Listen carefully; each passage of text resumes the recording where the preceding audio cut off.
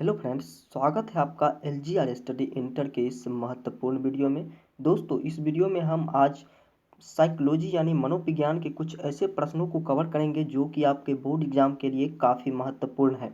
तो आप वीडियो को शुरू से अंत तक जरूर देखिएगा, जिससे आपको रिवीजन तो होगा ही होगा, साथ ही इस वीडियो से कई सारे प्रश्न आपके बोर्ड एग्जाम में पूछे जाएंगे। तो आप बोर्ड एग्जाम देकर के यदि आते हैं तो कमेंट सेक्शन के माध्यम से हमें ज़रूर बताइएगा कि कितने प्रश्न इस वीडियो का आपके बोर्ड एग्जाम में पूछे गए हैं। और सबसे पहले इस वीडियो को शेयर कर लीजिएगा ताकि आपके अन्य साथी को भी इसका फ़ायदा मिल सके और वो भी अच्छी तैयारी कर सके। और हमारे एलजीआर स्टडी इंटर को सब्सक्राइब कर लीजिएगा। वीडियो यदि अच्छी लगे तो वीडियो को लाइक कर दीजिएगा और हमारे मोबाइल ऐप को ज़रूर इंस्टॉल कर लीजिएगा, जिसका लिंक डिस्क्रिप्शन में दे दिया गया है।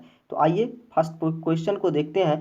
फर्स्ट क्वेश्चन है, बुद्धि के विषय पर शोध करने वाले पहले मनोवैज्ञानिक थे। यानी बुद्धि के विषय पर शोध करने वाले पहले मनोवैज्ञानिक कौन थे? तो ये थे बीने। कौन थे? बीने, यानी कि सी इसका बिल्कुल करेक्ट आंसर हो जाएगा, बीने। चलिए नेक्स्ट क्वेश्चन को देखते हैं। नेक्स्ट क्वेश्चन है, बीने साइमन परीक्षण माप है। यानी बीने का साइमन परीक्षण माप जो है वो कौन सा है? तो बुद्धि परीक्षण है। कौन सा है? बुद्धि परीक्षण, यानी कि सी इसका बिल्कुल करेक्ट आंसर हो जाएगा, 2 का। चलिए नेक्स्ट क्वेश्चन को देखते हैं। तीसरा नंबर क्वेश्चन है, निम्नलिखित में से कौन सृजनात्मक चिंतन की अवस्था नहीं है? सृजनात्मक चिंतन की अवस्था आपके जो ऑप्शन है इनमें से कौन नहीं है? तो आपको बता दें, धारण जो है सृजनात्मक चिंतन की अवस्था नहीं है, इसलिए बी इसका बिल्कुल करेक्ट आंसर होगा। अगले क्वेश्चन को देखते हैं। 4 नंबर क्वेश्चन है, प्रतिभाशाली बालक की सबसे बड़ी विशेषता है। यानी कि प्रतिभाशाली बालक की सबसे बड़ी विशेषता क्या है? तो आपको बता दें, प्रतिभाशाली बालक की सबसे बड़ी विशेषता जो है वो सूझ है। क्या है? सूझ है, इसलिए बी इसका बिल्कुल करेक्ट आंसर होगा। चलिए नेक्स्ट क्वेश्चन को देखते हैं। नेक्स्ट क्वेश्चन है, बच्चों में स्व का विकास किस आयु से होने लगता है? सॉरी, यहाँ पर आयु होना चाहिए, आय लिखा हुआ है। बच्चों में स्व का विकास किस आयु से होने लगता है? तो ये जो होने लगता है स्व का विकास, ये लगभग 2 वर्ष में होने लगता है। कब होने लगता है? लगभग 2 वर्ष में, यानी कि सी बिल्कुल करेक्ट आंसर होगा इसका। अगले क्वेश्चन को देखिए। अगला क्वेश्चन है, इनमें से कौन व्यक्तित्व निर्माण से के जैविक निर्धारक नहीं है? तो आपको बता दें कि व्यक्तित्व निर्माण के जैविक निर्धारण नहीं है, ये हैं अंतःस्रावी ग्रंथियाँ। कौन है? अंतःस्रावी ग्रंथियाँ जो है वो व्यक्तित्व निर्माण के जैविक निर्धारक नहीं है। तो सी इसका क्या हो जाएगा? बिल्कुल सही आंसर होगा। 7वां नंबर क्वेश्चन है, व्यक्तित्व मापन का इनमें से कौन प्रत्यक्षी तकनीक नहीं है? व्यक्तित्व मापन का इनमें से कौन प्रक्षेपी तकनीक नहीं है? तो 7 का सही आंसर जो हो जाएगा वो कथानक परीक्षण हो जाएगा। क्या हो जाएगा? कथानक परीक्षण जो है इसका बिल्कुल करेक्ट आंसर है, इसलिए सी। अगले क्वेश्चन को देखते हैं। नेक्स्ट क्वेश्चन है, आत्मसिद्ध की अवधारणा को प्रस्तुत किया। आत्मसिद्ध की अवधारणा को किसने प्रस्तुत किया, ये आपको बताना है। तो हम आपको बताते चलते हैं कि मास्लो ने आत्मसिद्ध की धारणा को प्रस्तुत किया था। तो बी इसका बिल्कुल करेक्ट आंसर हो जाएगा। आत्मसिद्ध की अवधारणा को कौन प्रस्तुत किया था? मास्ले ने। चलिए अगले क्वेश्चन को देखते हैं। युंग के मनोविज्ञान को कहा जाता है। युंग के मनोविज्ञान को क्या कहा जाता है, ये आपको बताना है। तो आपको बता दें कि युंग के मनोविज्ञान को जो कहा जाता है विश्लेषणात्मक मनोविज्ञान कहा जाता है। क्या कहा जाता है? युंग के मनोविज्ञान को विश्लेषणात्मक मनोविज्ञान कहा जाता है। सी इसका बिल्कुल करेक्ट आंसर होगा। वीडियो यदि अच्छी लगे तो वीडियो को लाइक करते चलिएगा और अपने साथियों में शेयर करते चलिएगा ताकि उनको भी इसका फ़ायदा मिल सके। चलिए अगले क्वेश्चन को देखते हैं। व्यक्ति के अचेतन इच्छाओं को बाहर लाने की विधि कहलाती है। व्यक्ति के अचेतन इच्छाओं को बाहर लाने की विधि जो कहलाती है वो प्रक्षेपण विधि कहलाती है। क्या कहलाती है? प्रक्षेपण विधि। तो सी इसका बिल्कुल करेक्ट आंसर हो जाएगा। 11वां नंबर क्वेश्चन को देखते हैं। 11वां नंबर क्वेश्चन है, निम्नलिखित में से आनंद सिद्धांत से निर्देशित होता है। यानी आनंद सिद्धांत से क्या निर्देशित होता है ये आपको बताना है। इंद होता है। क्या होता है? इंद जो है आनंद सिद्धांत से निर्देशित होता है। बी इसका बिल्कुल करेक्ट आंसर हो जाएगा। यदि आपको भी किसी क्वेश्चन का आंसर पता हो तो आप कमेंट सेक्शन में उसका उत्तर दे सकते हैं, ताकि हम समझ सके कि बच्चों की तैयारी कैसी है। चलिए 12वां नंबर क्वेश्चन को देखते हैं। 12वां नंबर क्वेश्चन है, शील गुण के लिए आवश्यक है। शील गुण के लिए क्या आवश्यक है ये हम आपको बताते चलते हैं कि शील गुण के लिए व्यवहार में संगतता तथा स्थिरता दोनों आवश्यक है। व्यवहार में संगतता, व्यवहार में स्थिरता, इसलिए इसका सी आंसर जो हो जाएगा बिल्कुल करेक्ट हो जाएगा। चलिए अगले क्वेश्चन को देखते हैं। 13वां नंबर क्वेश्चन है, निम्नलिखित में से कौन सही क्रम है। निम्नलिखित में से कौन सही क्रम है ये आपको बताना है। ए है अव्यक्त अवस्था, मौखिक अवस्था, गुदा अवस्था। बी गुदा अवस्था, मौखिक अवस्था, अव्यक्त अवस्था। चलिए सी को देख लेते हैं। सी है मौखिक अवस्था, गुदा अवस्था और अव्यक्त अवस्था। इसका आंसर आपको जल्दी से बताना है और हम भी इसका आंसर बता देते हैं कि इसका सही आंसर जो हो जाएगा वो हो जाएगा मौखिक अवस्था, गुदा अवस्था, अव्यक्त अवस्था। ये जो है सही क्रम में है, इसलिए सी इसका बिल्कुल करेक्ट आंसर होगा।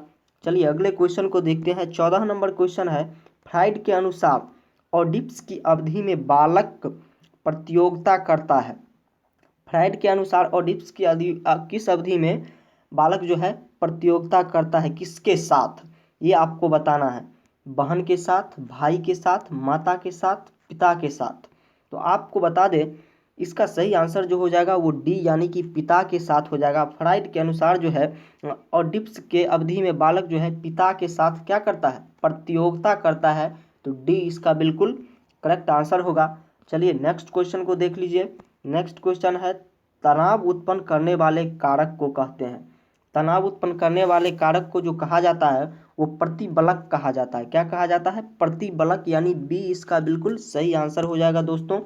चलिए 16वां नंबर क्वेश्चन को देखिए। लक्ष्य प्राप्ति में बाधा और आवश्यकताओं एवं अभिप्रेरकों के अवरुद्ध होने से उत्पन्न होता है। इसमें कौन सा चीज उत्पन्न होता है, द्वंद्व, कुंठा, आंतरिक दाव या इनमें से कोई नहीं। तो आपको बता दें कुंठा उत्पन्न होता है। कौन सा उत्पन्न होता है, कुंठा, यानी बी इसका बिल्कुल करेक्ट आंसर होगा। अगले क्वेश्चन को देखिए। आक्रमण का कारण कौन नहीं है। आक्रमण का कारण कौन नहीं है, शरीर क्रियात्मक तंत्र, तदाभिकरण, सहज प्रवृत्ति, इनमें से कोई नहीं। आपको बता दें आक्रमण का कारण जो है वो शरीर क्रियात्मक तंत्र है। कौन है, शरीर क्रियात्मक तंत्र है, यानी ए इसका बिल्कुल करेक्ट आंसर हो जाएगा। चलिए नेक्स्ट क्वेश्चन को देखते हैं। 18वां नंबर क्वेश्चन है, इनमें से कौन मानव निर्मित प्रतिबल है। मानव निर्मित प्रतिबल कौन है ये आपको बताना है। बाढ़ नहीं, ये नहीं है। प्रदूषण, सी भूकंप और डी चक्रवात। आपको बता दें प्रदूषण जो है ये क्या है, मानव निर्मित प्रतिबल है। क्या है, मानव निर्मित प्रतिबल है प्रदूषण। तो बी इसका बिल्कुल करेक्ट आंसर हो जाएगा दोस्तों। चलिए आगे बढ़ते हैं। 19वां नंबर क्वेश्चन है, संवेगात्मक समायोजन का आशय है। संवेगात्मक समायोजन का आशय क्या है ये आपको बता देना है। तो हम आपको बताते हैं कि परिस्थिति के अनुसार अपना संवेग व्यक्त करना संवेगात्मक संयोजन आशय है।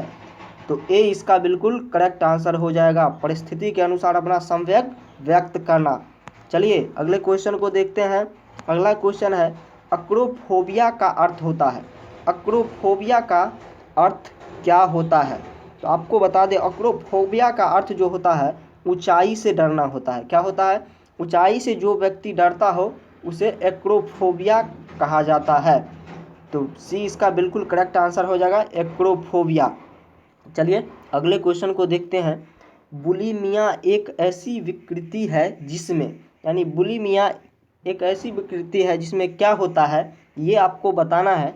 ए भूख कम लगता है, बी प्यास अधिक लगता है, डी भूख अधिक लगता है, डी प्यास कम लगता है। तो बुलिमिया में जो है भूख कम लगता है। क्या, भूख कम लगता है, इसलिए ए इसका बिल्कुल सही आंसर होगा। नेक्स्ट क्वेश्चन को देखते हैं। नेक्स्ट क्वेश्चन है, मनोचिकित्सा का उद्देश्य है। मनोचिकित्सा का उद्देश्य क्या है। रचनात्मक समायोजन, विध्वंसात्मक समायोजन, जीवन शैली के सुधार में सहायता करना, डी ए और सी दोनों।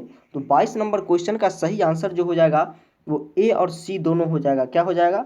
रचनात्मक समायोजन और जीवन शैली के सुधार में सहायता करना, ये दोनों क्या है? मनोचिकित्सा का उद्देश्य है।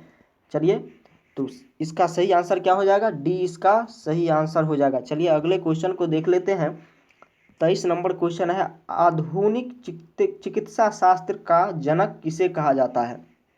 तो आधुनिक चिकित्सा शास्त्र का जनक जो कहा जाता है वो हिप्पोक्रेटस को कहा जाता है। किसको? हिप्पोक्रेटस को आधुनिक चिकित्सा शास्त्र का जनक कहा जाता है, इसलिए ए इसका बिल्कुल करेक्ट आंसर हो जाएगा, हिप्पोक्रेटस।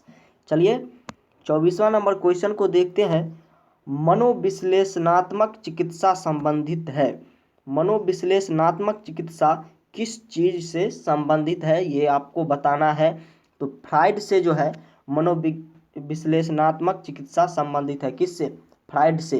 तो बी इसका क्या हो जाएगा? बी इसका बिल्कुल परफेक्ट आंसर होगा दोस्तों। चलिए लास्ट क्वेश्चन को देखते हैं।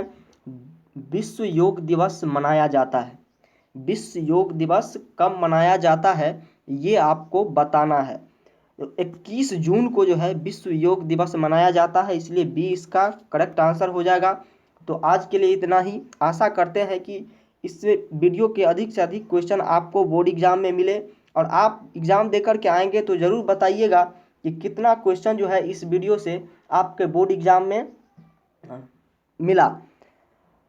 तो आज के लिए इतना ही। तब तक के लिए धन्यवाद। बने रहिए LGR स्टडी इंटर के साथ। वीडियो को लाइक कीजिए और शेयर कीजिए। LGR स्टडी इंटर को सब्सक्राइब कर लीजिए ताकि आपको अन्य विषय की सुविधा